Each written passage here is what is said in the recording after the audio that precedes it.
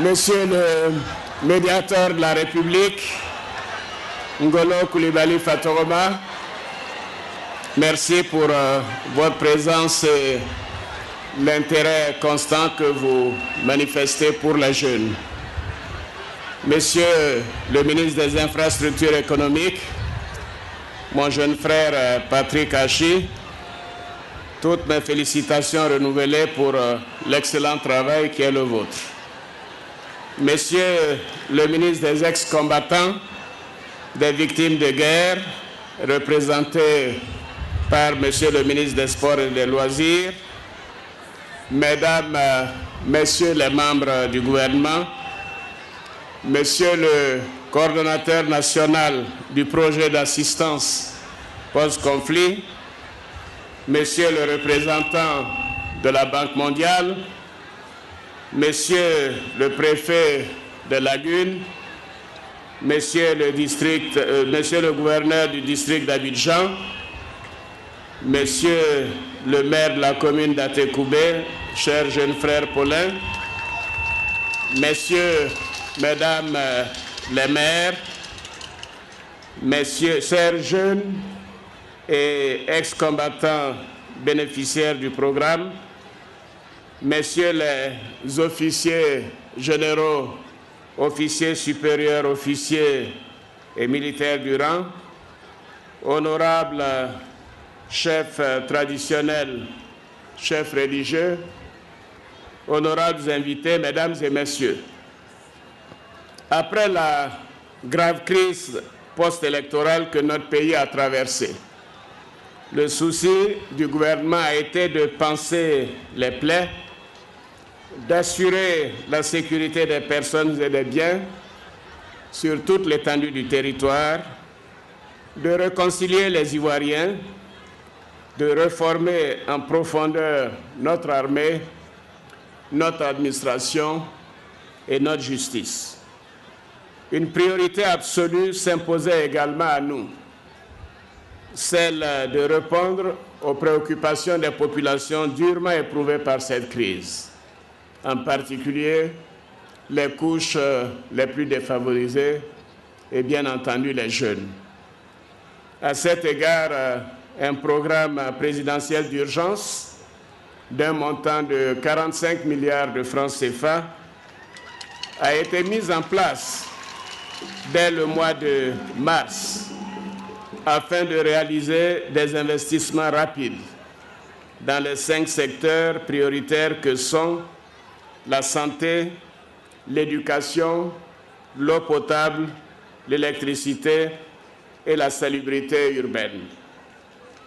Au niveau de l'assainissement, l'opération Pays propre, avec le ramassage des ordures et l'élimination des dépôts sauvages, ainsi que le programme de réhabilitation des infrastructures, a démarré dans la ville d'Abidjan. Et ce programme se poursuit à l'intérieur du pays. Nous avons d'ailleurs bien exécuté ce programme, qui, j'en suis sûr, à fin novembre, tous les projets prévus seront entièrement exécutés. Et la somme de 45 milliards aura été totalement absorbée. Et c'est pour cela que j'ai donné comme instruction au ministre des Finances que pour l'année 2012, le montant de ce programme d'urgence soit porté à 60 milliards de francs CFA. Parallèlement à ce programme, nous avons entrepris d'améliorer nos relations avec les bailleurs de fonds. Et vous en connaissez le résultat avec l'adoption la semaine dernière par le Fonds monétaire international des lits de plus de 100 milliards de francs CFA pour notre pays sur les 3 années à venir.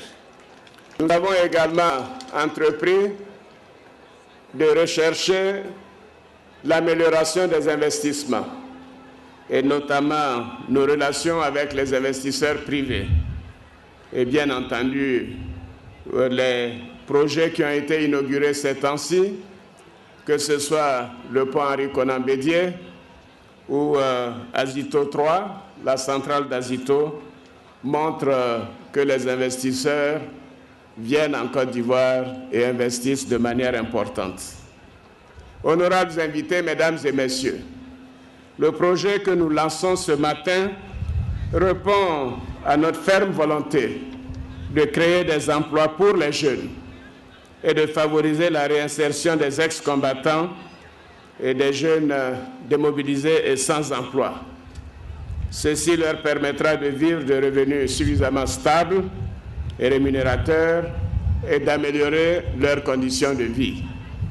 C'est pourquoi je me félicite de ce projet qui vise non seulement à offrir prioritairement de l'emploi à environ 5000 ex-combattants et jeunes, mais également l'entretien du réseau des voiries urbaines et des infrastructures communales. Je pense que c'est un exemple réussi d'innovation en matière de travaux d'infrastructure. Et Patrick Hachi vous le disait tout à l'heure, nous avons tout fait pour que des hommes, des mains de jeunes remplacent les machines. Et j'ai le grand plaisir de confirmer que dans les 18 mois à venir, ce sont donc près de 50 000 emplois qui pourront être fournis aux jeunes grâce à ces différents programmes. Je voudrais donc féliciter le ministre des Infrastructures économiques, M. Patrick Hachi, et à travers son ministère, l'AGEROUTE et le projet d'assistance post-conflit de la Banque mondiale pour cette heureuse initiative.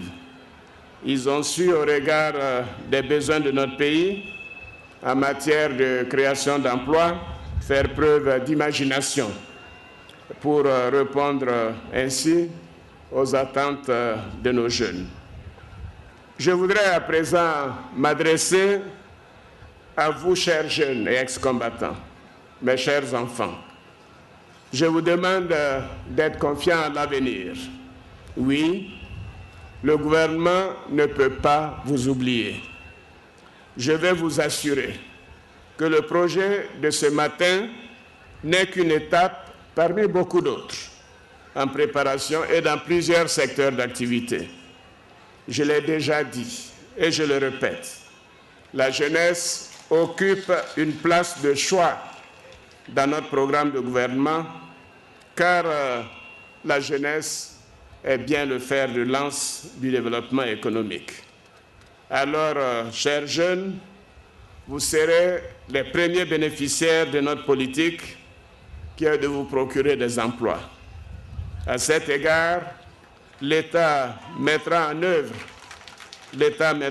dans les 5 années à venir un plan d'aide pour qu'1 million de jeunes aient un emploi. Oui, que vous soyez déscolarisés, que vous soyez du monde rural ou des jeunes démobilisés, vous aurez la priorité. Car nous savons quel mal cela produit dans la jeunesse quand elle est au chômage et quand elle est désœuvrée et donc prompte à manipulation. Des lignes de crédit à taux réduit adaptées au financement des projets jeunes seront donc mises en place. Nous favoriserons également une meilleure accessibilité des jeunes aux structures d'éducation, de formation qualifiante, de santé, d'information et de communication, ainsi que de bien-être social. Alors, sachez, chers jeunes, que notre devoir est de satisfaire vos attentes légitimes. Ainsi, vous n'aurez plus le sentiment d'être des exclus ou d'être des estémanants. Comme je l'ai dit en campagne électorale, malgré vos diplômes, d'être des conducteurs de Woro-Woro ou des opérateurs de cabine. Vous aurez et vous avez un avenir avec ce gouvernement. Vous retrouverez votre dignité en réalisant votre plus grand désir, c'est-à-dire trouver un travail qui correspond à votre formation et à vos attentes. je voudrais profiter de cette occasion pour dire combien il est important que le pays continue dans la paix. Et c'est pour cela que je me suis investi personnellement à rechercher auprès de tous les acteurs politiques, que ce soit le CNRD ou le RHDP, pour une très large participation aux prochaines élections législatives. Je voudrais vous dire, chers compatriotes, que la Côte d'Ivoire, après cette longue crise, a besoin de s'insérer totalement dans la démocratie. Et la démocratie commence par le Parlement. Et j'ai exhorté les uns et les autres, quelle que soit la situation, à participer aux élections législatives. Mais je voudrais aussi insister que la Côte d'Ivoire a des lois. La Côte d'Ivoire a une constitution.